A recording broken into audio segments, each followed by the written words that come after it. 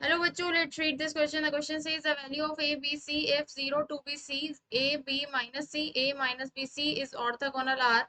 Option A is equal to plus minus 1 upon root 2, B is equal to plus minus 1 upon root 6, C is equal to plus minus 1 upon root 3. Option B, A is equal to plus minus root 2. Option B, B is equal to plus minus 1 upon root 3. C is equal to plus minus 1 upon root 6. Option C is equal to A is equal to plus minus 1 upon root 6, B is equal to plus minus 1 upon root 2, C is equal to plus minus 1 upon root 3. Option D, A is equal to plus minus 1 upon root 3, B is equal to plus minus 1 upon root 2, C is equal to plus minus 1 upon root 6. तो यहाँ पर मैं की concept लिख लेती हूँ। क्या है हमारा इस क्वेश्चन का की कॉन्सेप्ट कि ऑर्थोगोनल मैट्रिक्स क्या होती है कि if A is orthogonal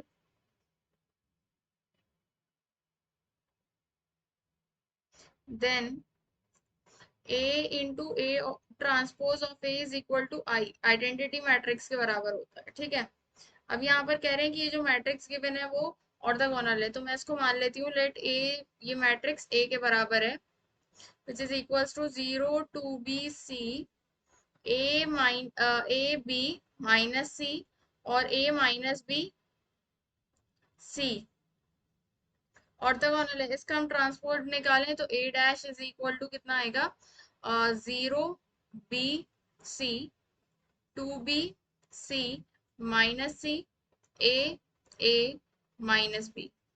okay, आ गया। अब इन दोनों का जो प्रोडक्ट होगा वो आइडेंटिटी मैट्रिक्स आई के बराबर होगा, तो हम इन दोनों का प्रोडक्ट कर लेते हैं।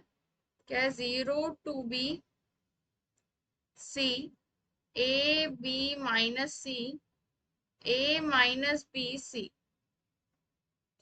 into transpose of A which is equals to 0 A 2B B minus B और C minus C C।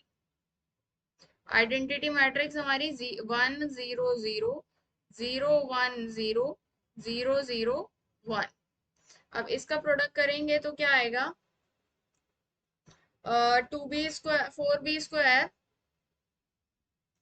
Plus C² और यहाँ पर 2B² माइनस C²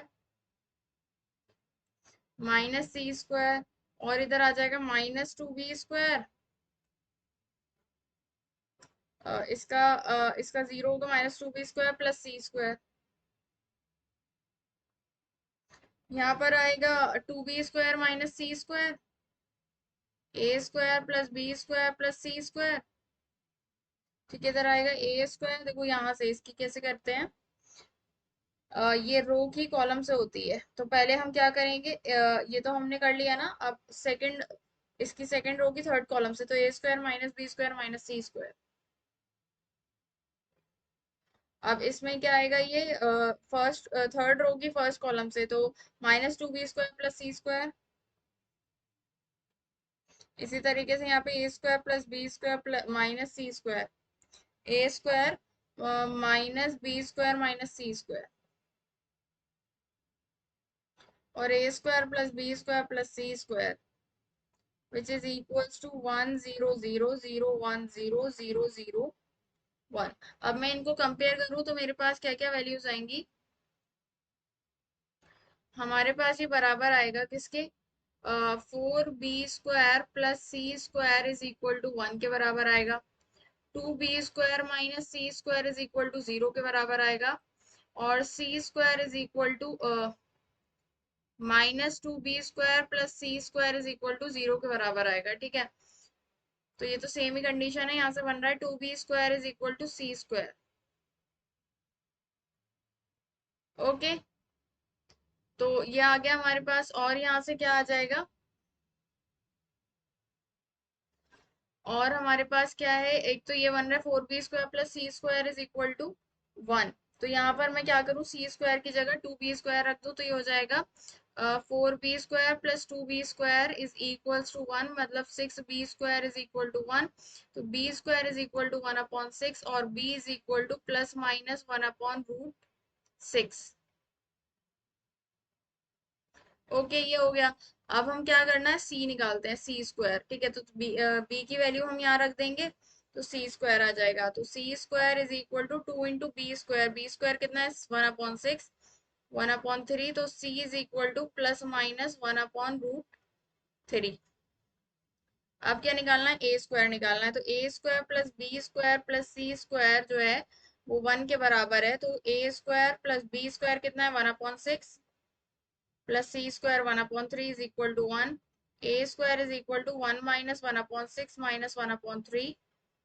तो ये हो गया 6/3, इसका एलसीएम 6, 6 माइनस 1 और माइनस का 2, यहाँ से आ जाएगा 6 - 3, 3/6। तो A square is equal to 1/2 और a is equal to plus minus 1/√2।